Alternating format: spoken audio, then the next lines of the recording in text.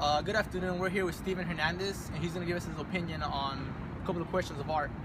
Steven, what is your personal definition of art?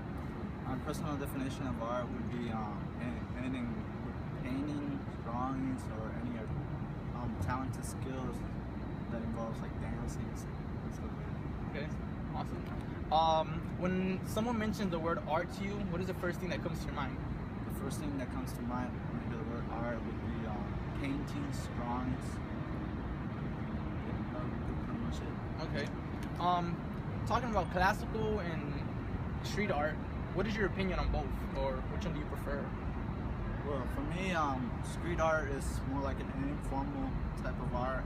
It's just a way of people that are not professional or in art. They express their feelings or what they think.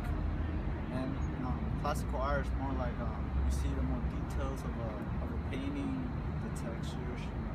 It's more professional. And if I were to choose one of the two, I would choose classical art because you can admire the talent of painting.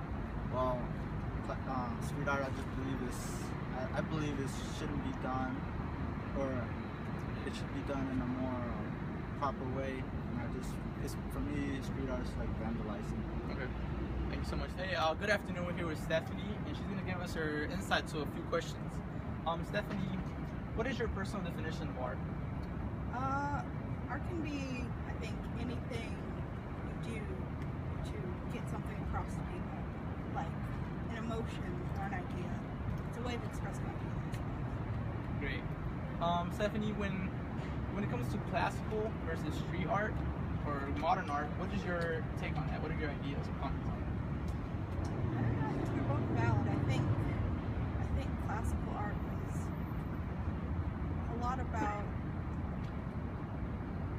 process, or I suppose it's a lot about skill.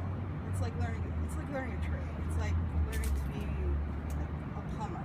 It's what a classical painting is, and it's still very beautiful. It's still very expressive, but I think modern art is way more about emotion to me. I think that's why it's looser, personally.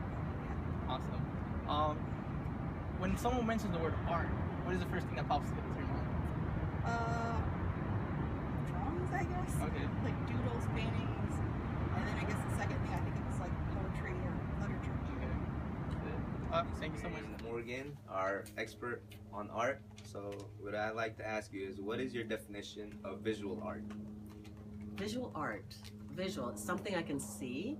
I believe it is the artist expressed something that he wants to say, and his gift is art, drawing, painting, and so that is something that he's given from his soul for us to see.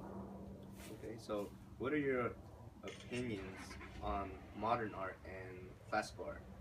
Modern art such as street art and classical art such as Michelangelo. Oh, well, obviously I prefer the classical art because I understand I think I understand what the artist was trying to express. The geometric patterns or the street arts, the graffiti, that kind of thing. Sometimes I understand what the artist is trying to say. Most of the time I don't. And quite frankly, I can't understand, like when my children were little, they would draw figures and I think they were beautiful, and I don't understand what the difference is between a famous artist in the modern art sense is and what children do.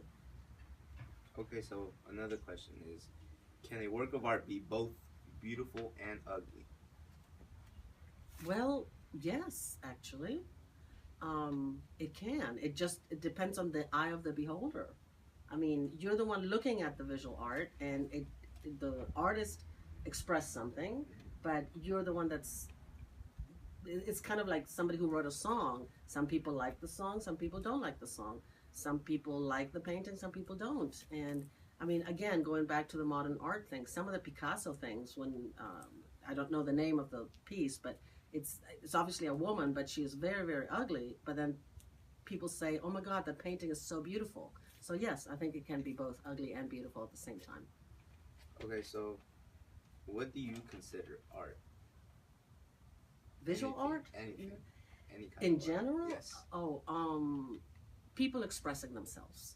People expressing themselves, whether it's literature, music, dancing, visual arts. I think it's important that people express themselves, because if I'm not a statistician, but I'm willing to bet if you correlate the decrease in funding for art in school, again, whether it be music, painting, things like that, theater, anything like that, and the school shootings, for example, I'm willing to bet that the less money there is for art, the more mental health problems there are, the more school shootings there are, the more people get kind of desperate when they cannot express themselves.